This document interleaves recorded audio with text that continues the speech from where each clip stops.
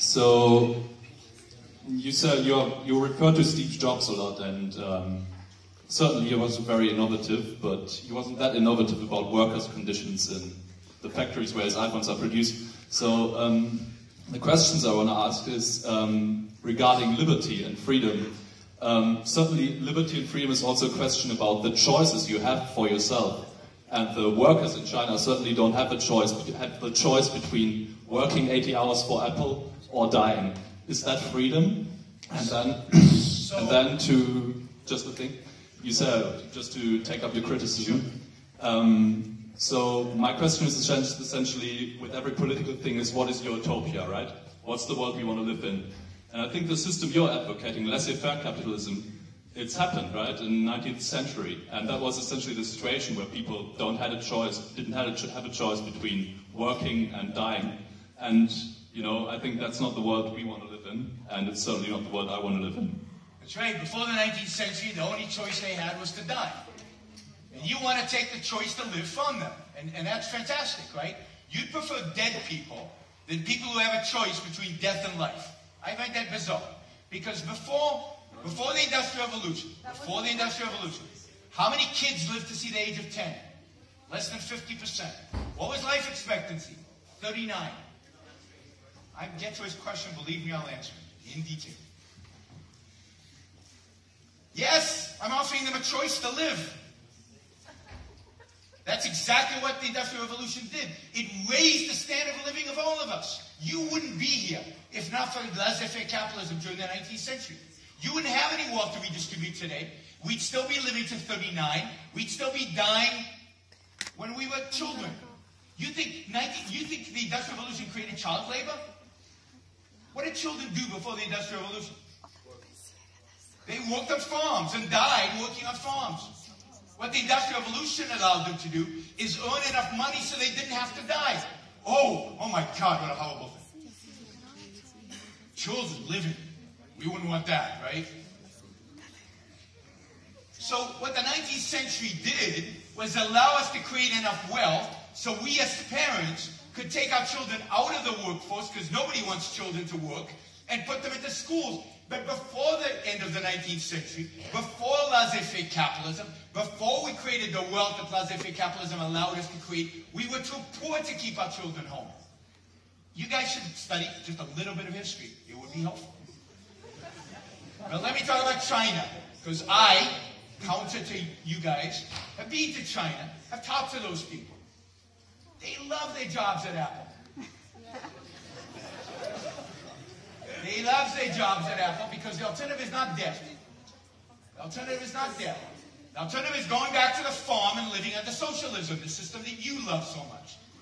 And that system, well, it is, because those are the two alternatives at the end of the day.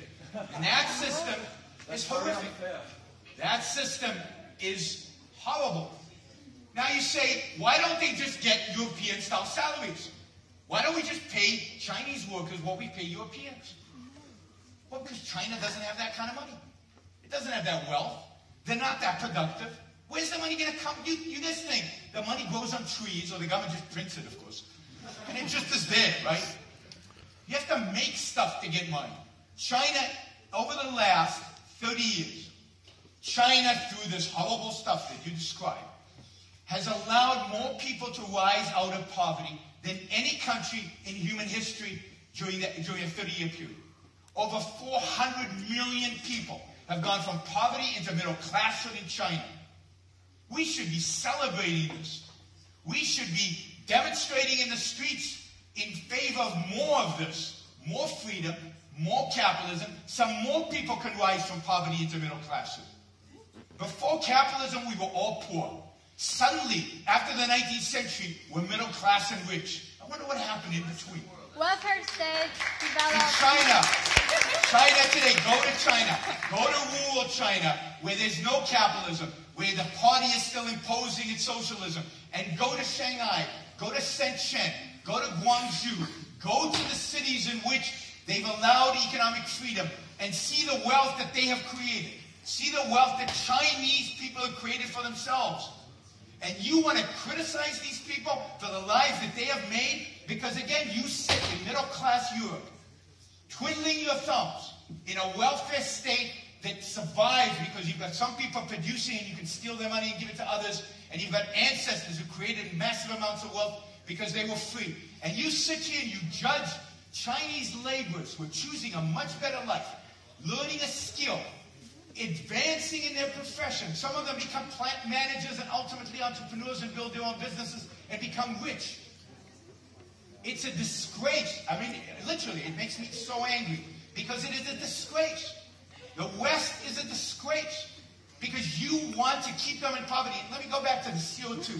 Do you know what would happen to the poor in Africa if you guys got your way with CO2? You would institutionalize them into poverty. They would always be poor because the way to rise up is to burn fuel. That's how we get energy. So if you ban oil, Africans will always be poor. But you don't care. You care more about the snails than you do about anybody living in Africa. If you cared about Africans, you would be advocates for capitalism. You would want them to burn carbon fuels. You would want them to be rich. And the only way to be rich,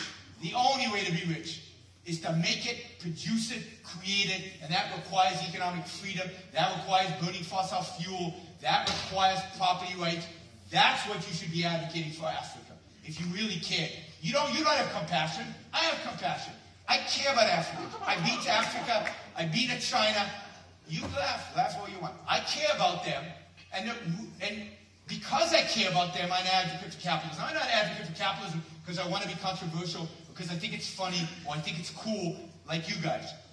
I advocate for capitalism because I care about human beings and human life. I want to see us live to be 120. I want to see Africa thrive. I want to see them unbelievably productive, because you know what? If Africa's productive, I'm better off. I understand that production is win-win. That if somebody else is rich, I'm even richer. I want everybody to be rich if they can. But for that, you need freedom, you need property rights, you need to produce, you need capitalism.